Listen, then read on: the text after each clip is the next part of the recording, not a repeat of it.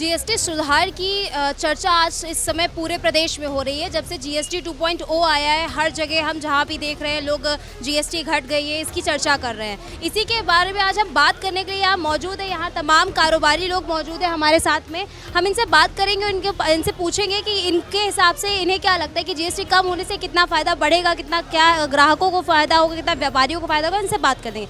Sir, तो आपका नाम? मैं संजय गुप्ता, प्रदेश अध्यक्ष उत्तर प्रदेश आदर्श व्यापार मंडल।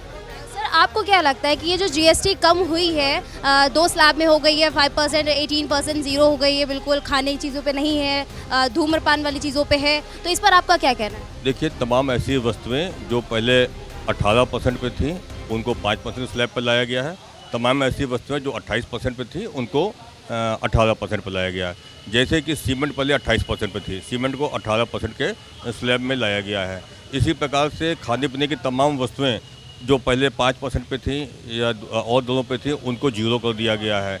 इसी तरीके से जीवन रक्षक दवाओं को 0 पे कर दिया गया है। साथ ही साथ जो बीमा है, स्वास्थ्य बीमा और जीवन बीमा, इन दोनों पर भी एग्जम्प्ट कर दिया गया है। तो इससे निश्चित रूप से देश की जनता को लाभ मिलेगा। 140 करोड़ की आबादी को, सभी को इसका लाभ मिलेगा, क्योंकि इससे कहीं ना कहीं किचन सस्ता होगा तो प्रत्येक व्यक्ति को इसकी राहत मिलेगी। बीमा बहुत आवश्यक है तो बीमे में एग्जम्प्ट होने से भी राहत मिलेगी और व्यापारियों का व्यापारी बढ़ेगा, क्योंकि जनता की परचेजिंग कैपेसिटी बढ़ेगी। परचेजिंग कैपेसिटी बढ़ने से भारत की आंतरिक डिमांड बढ़ेगी, जिससे एमएसएमई सेक्टर को भी लाभ मिलेगा, उद्योगों को लाभ मिलेगा, राजस्व भी बढ़ेगा और सभी की विन विन सिचुएशन होगी। सरकार को भी फायदा है, व्यापारियों को भी फायदा है, उद्योग जगत को भी फायदा हो, जनता को भी फायदा है। जी, बिल्कुल सही बात है। हम ऐसे यहाँ पे और भी सर मौजूद हैं। सर, आपका नाम? मेरा नाम अविनाश त्रिपाठी, उत्तर प्रदेश आदर्श व्यापार मंडल का वाइस प्रेसिडेंट हूँ। सर, तो आपको क्या लगता है कि इससे व्यापारियों में ग्राहकों को क्या फ़ायदा होगा, आम जनता को क्या फ़ायदा मिलेगा और आपको क्या फ़ायदा मिलेगा? देखिए, इसके 2 पहलू हैं। एक तो व्यापारियों के लिए बता दूँ, व्यापारियों के लिए भारतीय आज़ादी के बाद भारतीय कर व्यवस्था में एक शानदार गुणात्मक सुधार हुआ है। इसमें कहीं कोई दो राय नहीं है, चाहे वो जीएसटी के रूप में हो, चाहे वो आयकर के रूप में हो। दूसरा पहलू है कि इसमें कहीं कोई दो राय नहीं है, इससे आम जनता को सीधे लाभ होने वाला है, क्योंकि बहुत सारी करीब 296 ऐसे प्रोडक्ट हैं जिसको कि 18 और 12 से करके अलावा 5 मिला के कर दिया है, बदल करके। तो इसका सीधा मतलब है कि आम जनता को तो सीधा लाभ है। व्यापारियों का लाभ ये है कि जैसे एक धीरे धीरे कर व्यवस्था में जो सुधार हो रहा है, 5 से 4, 4 से 2, तो एक तरह से माना जाएगा कि भारतीय कर व्यवस्था में क्रांतिकारी बदलाव मैं मानता हूं इसको।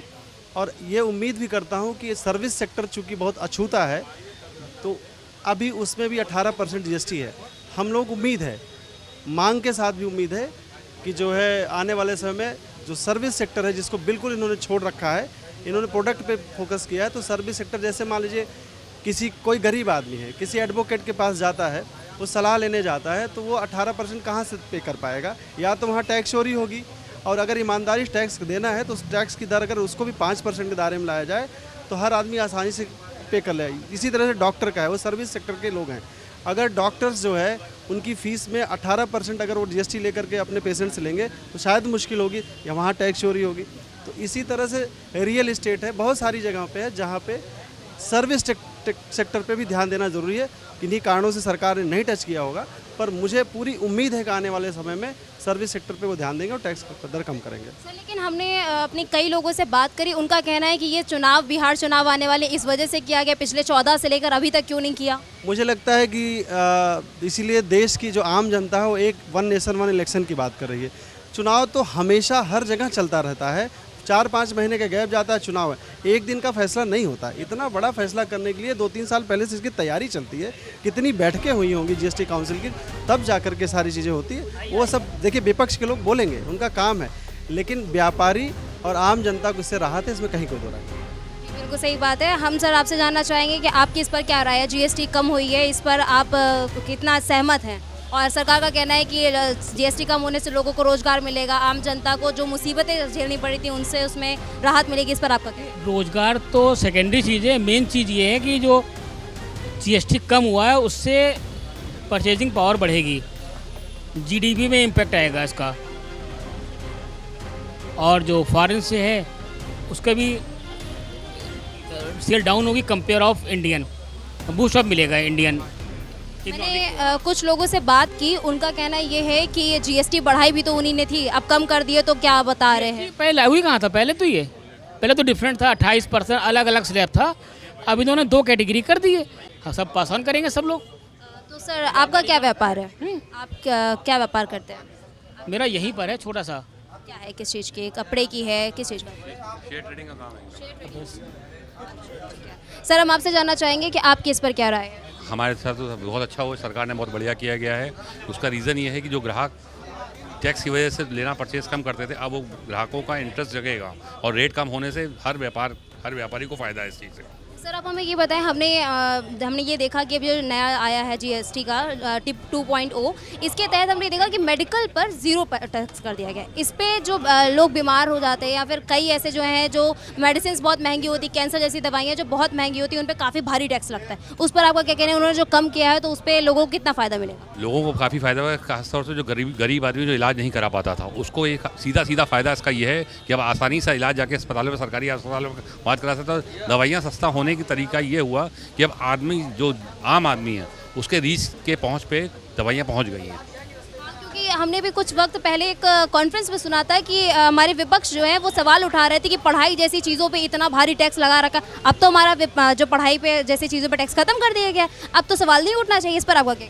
इसमें ये चाहा गया कि विपक्ष को ये देखना चाहिए कि सरकार के साथ रह के काम करना चाहिए उनको। अब जितने जो बेनिफिट्स आम जनता, ये सीधा जनता को फ़ायदा मिला, इसका जनता को फ़ायदा मिला, इसका इफेक्ट भी जनता को ही मिलेगा।